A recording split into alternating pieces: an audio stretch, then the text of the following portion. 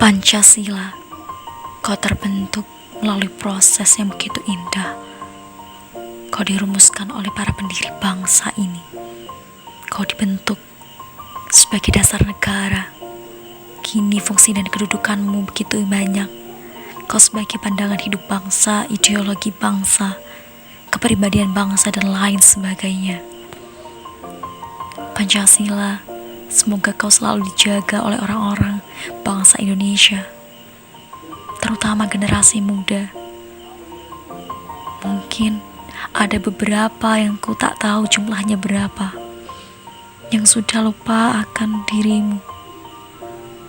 Mereka hanya hafal sila-silamu tapi tidak menerapkannya dalam kehidupan sehari-hari mereka. Karena kau begitu berarti, mari kita bersama-sama, terutama para generasi muda, saling menjaga Pancasila, melestarikannya, mengamalkan nilai-nilainya dalam kehidupan sehari-hari kita. Mari kita bersama-sama belajar tentang fungsi dan peran Pancasila dalam kehidupan berbangsa dan bernegara. Pancasila sebagai dasar dan falsafah negara Indonesia harus ditaati, harus diamalkan, harus tetap dipertahankan, dan harus dijaga kelestariannya. Cakupan materi yang akan dibahas dalam video ini, yang pertama adalah fungsi dan kedudukan Pancasila, kemudian yang kedua adalah arti penting Pancasila sebagai dasar negara dan pandangan hidup bangsa, nilai-nilai Pancasila sebagai dasar negara dan pandangan hidup bangsa, dan yang terakhir adalah membiasakan diri berperilaku sesuai dengan nilai-nilai Pancasila dalam berbagai aspek kehidupan. Untuk materi yang pertama yaitu fungsi dan kedudukan Pancasila. Fungsi dan kedudukan Pancasila yang pertama yaitu Pancasila sebagai dasar negara, dasar untuk mengatur pemerintahan negara atau penyelenggaraan negara. Nah, proses perumusan Pancasila ya dimulai dari sidang pertama BPUPKI pada tanggal 28 Mei sampai dengan 1 Juni 1945, di mana dalam di sidang yang BPUPK yang diketuai oleh Dr. Rajiman Widyodingrat tersebut memang bertujuan untuk merumuskan dasar negara, dasar dari Indonesia yang merdeka. Nah, di situ ada beberapa tokoh yang menyampaikan rumusan dasar negara seperti Muhammad Yamin, Supomo, Insinyur Soekarno. Nah, kemudian Pancasila itu disahkan pada tanggal 18 Agustus 1945 dalam sidang PPKI yang pertama, ya. Di mana di situ disahkan Undang-Undang Dasar Negara Republik Indonesia tahun 1945, sehingga karena di dalamnya ada Pancasila di alinea keempat, maka secara resmi Pancasila telah disahkan.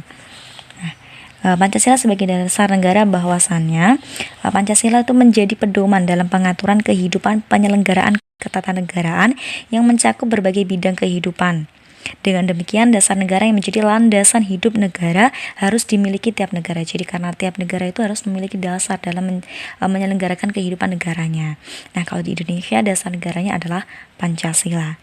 Karena tanpa dasar negara, suatu negara tidak akan memiliki arah dan tujuan yang jelas. Nah, oleh karena itu begitu pentingnya dasar negara bagi suatu negara. Nah, itu Pancasila sebagai dasar negara ya. Kemudian yang kedua adalah Pancasila sebagai pandangan hidup bangsa.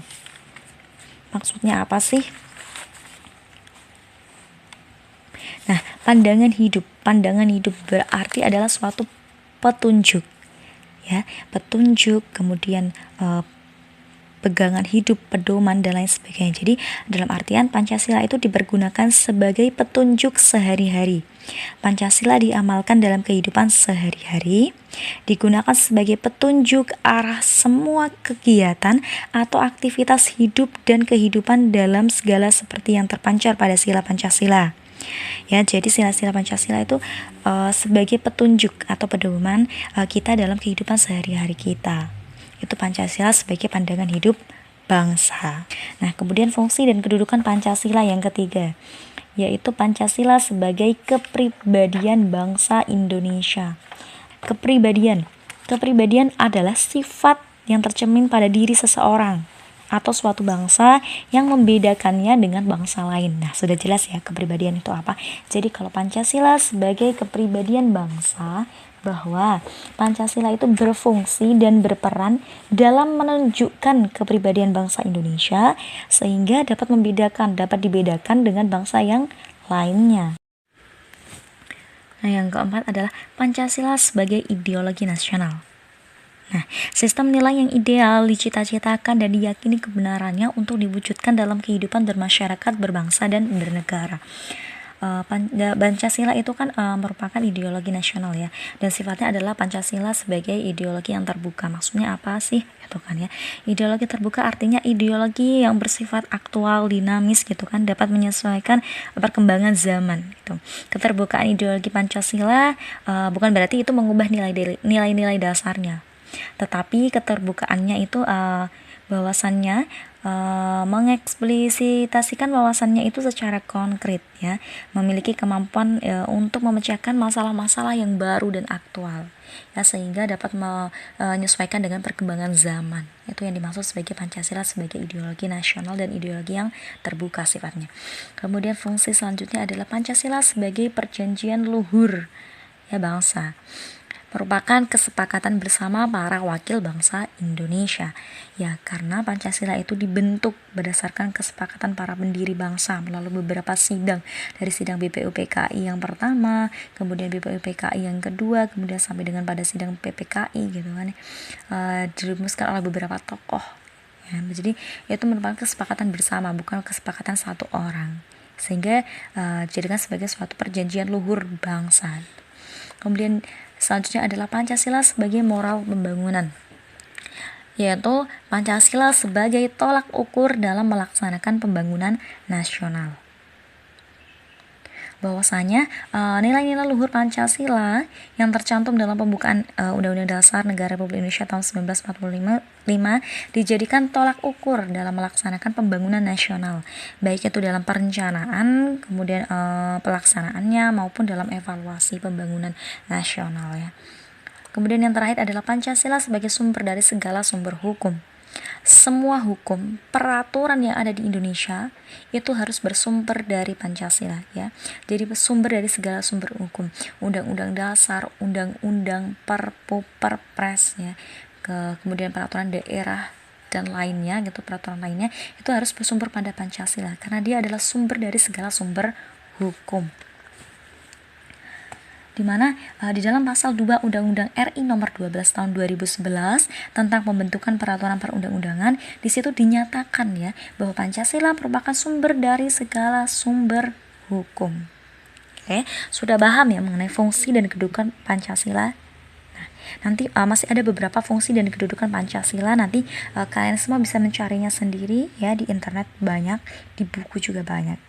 Kita akan lanjut ke materi tentang arti penting Pancasila sebagai dasar negara dan pandangan hidup bangsa.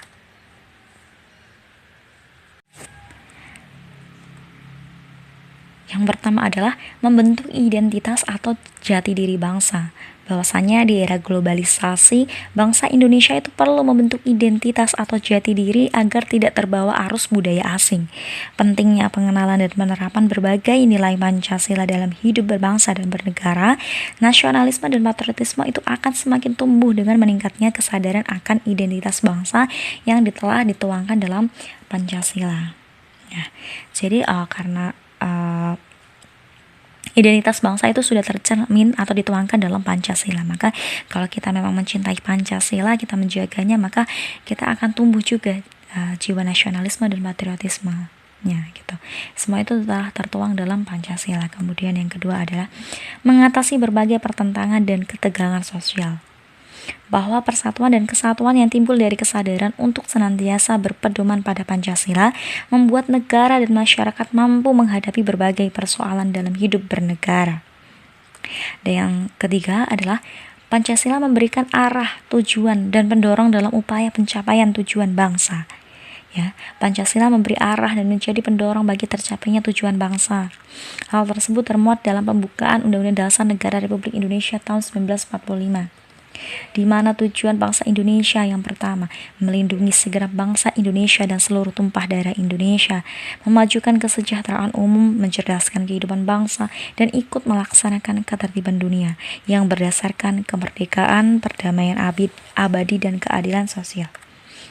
Kemudian arti penting yang keempat adalah pedoman untuk memecahkan berbagai masalah berbangsa dan bernegara dalam bidang politik, ekonomi, sosial, budaya, pertahanan, dan keamanan. Di mana Pancasila itu memberikan berbagai pedoman untuk mengatasi berbagai masalah hidup bernegara di Indonesia. Ya, kemudian yang terakhir adalah arti penting Pancasila sebagai sarana pemersatu bangsa dan negara. Persatuan bangsa yang dapat diwujudkan oleh Pancasila telah tertuang dalam lambang negara kita, yaitu Garuda Pancasila. Ada semboyan Bhinneka Tunggal Ika, berarti berbeda-beda tetapi tetap satu. Nah, sudah jelas ya. Sampai di sini sudah paham? Kalau paham, kita lanjut lagi mempelajari tentang nilai-nilai Pancasila sebagai dasar negara dan pandangan hidup bangsa. Yang pertama adalah sila ketuhanan yang Maha Esa. Ya, nilai-nilainya yang pertama yaitu bangsa Indonesia menyatakan kepercayaan dan ketakwaannya terhadap Tuhan yang Maha Esa.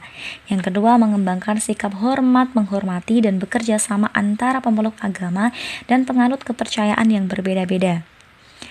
Yang ketiga, mengembangkan sikap saling menghormati, kebebasan menjalankan ibadah sesuai dengan agama dan kepercayaan masing-masing. Jadi dalam nilai-nilai luhur dalam sila pertama ini sangat banyak ya. Ya, salah satunya ya sikap saling menghormati, toleransi antar umat beragama. Ya, di situ ada gambar, di situ menunjukkan anggota Banser Nahdlatul Ulama ikut menjaga agar upacara keagamaan Hindu di Bali berlangsung secara aman dan kondusif. Hal tersebut menunjukkan sikap toleransi antar umat beragama. Nah, yang kedua adalah kemanusiaan yang adil dan beradab. 1. Mengakui dan memperlakukan manusia sesuai harkat dan martabatnya sebagai makhluk Tuhan yang Maha Esa. Yang kedua, mengembangkan sikap saling mencintai sesama manusia. Yang ketiga, mengembangkan sikap saling tenggang rasa.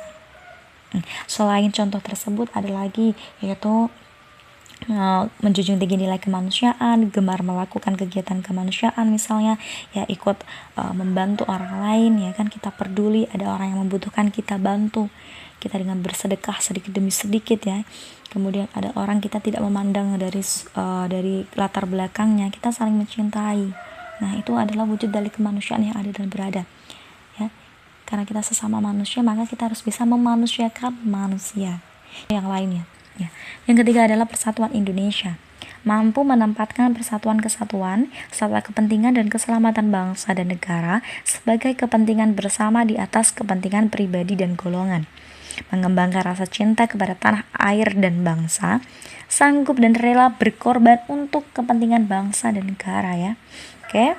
Kemudian yang keempat adalah kerakyatan yang dipimpin oleh hikmat kebijaksanaan dalam permusyawaratan dan perwakilan. Nilai-nilai luhurnya yang pertama, setiap warga negara dan warga masyarakat, setiap manusia itu mempunyai kedudukan, hak dan kewajiban yang sama. Ya, sudah diatur dalam hak asasi manusia dalam Undang-Undang Dasar Negara Republik Indonesia tahun 1945 pasal 28 A sampai J ya. Kemudian dan pasal sebelumnya itu ada pasal 27 gitu kan ya. Pasal 30 gitu, 31 ya. Di situ diatur banyak sekali tentang hak asasi manusia. Kemudian yang kedua adalah mengutamakan musyawarah dalam mengambil keputusan untuk kepentingan bersama. Dan yang ketiga, menghormati dan menjunjung tinggi setiap keputusan yang dicapai sebagai hasil musyawarah. Nah, sila yang terakhir adalah keadilan sosial, mengembangkan sikap adil terhadap sesama, menjaga keseimbangan antara hak dan kewajiban, tidak menggunakan hak milik untuk hal-hal yang bersifat pemborosan dan gaya hidup mewah. Nilai luhur yang lainnya yaitu suka bekerja keras, menghargai hasil karya orang lain. Intinya adalah sikap adil terhadap sesama ya. Adil pada diri sendiri juga, kita tidak boleh boros, apalagi gaya hidup mewah. Kita juga tidak boleh merugikan orang lain, menggunakan hak milik kita tetapi merugikan orang lain. Itu bertentangan dengan keadilan sosial. Misalnya ya, kita punya mobil gitu kan ya, punya mobil tapi kita nggak punya tempat parkir ya kan, terus kita parkir di pinggir jalan yang di depan rumah warga tetangga kita. Nah, itu kita tidak menggunakan hak milik gitu kan, tapi bertentangan dengan atau merugikan kepentingan orang lain. Nah, itu jangan dong. Kalau bisa ya udah, kalau kita nggak punya lahan parkir ya sebisa mungkin dong cari posisi parkir yang tepat, atau kalau nggak kita beli lahan gitu kan, kita bikin garasi mobil dan sebagainya sehingga kita tidak mengganggu kepentingan orang lain. Nah, Dan untuk materi yang terakhir adalah membiasakan diri berperilaku sesuai dengan nilai-nilai Pancasila dalam berbagai aspek kehidupan. Nah, dari lingkungan keluarga, lingkungan sekolah, lingkungan masyarakat, lingkungan berbangsa dan bernegara. Silahkan dibaca sendiri, biar kalian tuh tidak hanya mendengarkan, tapi juga membaca, kemudian direnungkan. Oke?